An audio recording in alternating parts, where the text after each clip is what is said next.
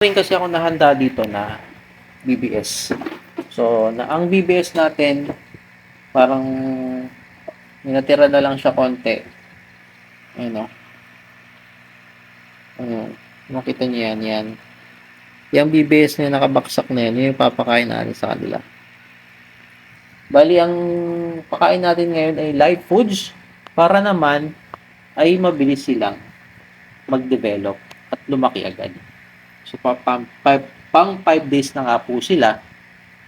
So, kung mapapansin nyo, nung una, nakita natin yung sobrang liit.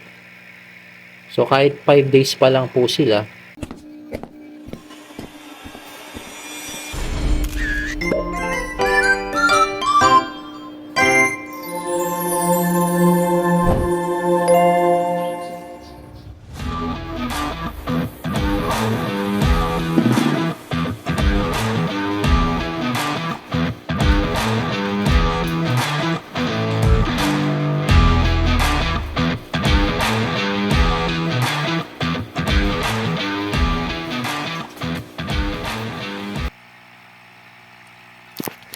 good day mga boss!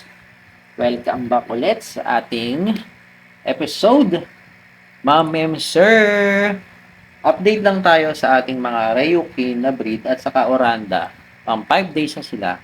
So, kakatapos lang natin maglinis ng kanilang mga lalagyan. Pati dun sa labas at nilinisan na rin natin. At yung iba naman, nagdagdag lang tayo ng tubig. Kasi nga outdoor nga siya. So, nababawasan yung level ng tubig natin.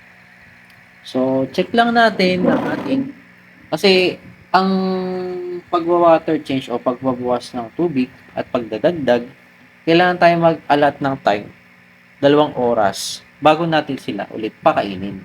So, ngayon ay magpapatanghali na rin. Mag-another feed ulit ako sa kanila, pero minimal lang. Sila, ito yung mga oranda natin. So, kung mapansin nyo, wala na siya mga itim-itim dyan kasi nalinisan na rin natin. Dito naman sa another tub. Ayan. Malinis na rin siya. And another tub. So, ang Ryukin natin naman ay hindi naman sobrang karamihan. Kasi tamang-tama lang yung pagka lay ng egg. So, hindi naman siya masyadong marami yung pagkakabitaw niya ng eggs. So, hindi dito katulad nung dati nung mga Oranda na una na talagang marami talaga inilabas nilang eggs. At yung pangatlong tab natin. So, meron na rin kasi ako nahanda dito na BBS. So, ang BBS natin parang minatira na lang siya konti. Ayun o. Ayun. Makita niyo yan, yan. Yung BBS na nakabaksak na yan, yun yung papakain natin sa kanila. Bali, ang pakain natin ngayon ay live foods para naman ay mabilis silang mag-develop at lumaki agad. So, pang 5 days na nga po sila. So, kung mapapansin nyo, nung una, nakita natin yung sobrang liit. So, kahit 5 days pa lang po sila, makikita na natin na may body. Zoom natin, no?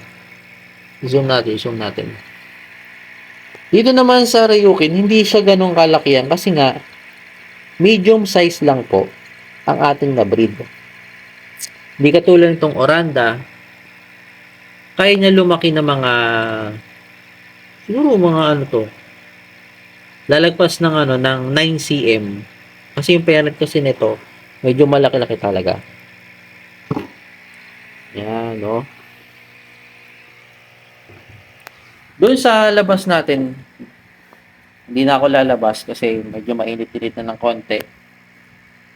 Yun lang naman yung mga update lang natin sa ating mga breed at saka mga alaga natin. So, continuous pa rin tayo sa breed natin doon sa sa pagpapakain natin sa first batch. So may katawan na talaga sila. So nagdagdag lang din ako ng tubig doon kasi dati ay ang level ng tubig dapat ay nasa 6 inches. So yung lumalaki na sila, nagkakaroon na sila ng body. So kailangan na natin mag-add ng additional level ng water. Kahit sabihin natin 50% to sa 75 gallons. So lalagpas na siya ng mga 8 inches ang taas niya. Enough na yon. Hanggang sa paunti ng paunti, pag nagdalawang buwan na siya, magdadagdag ulit tayo at magdadagdag ulit tayo ng filtration media.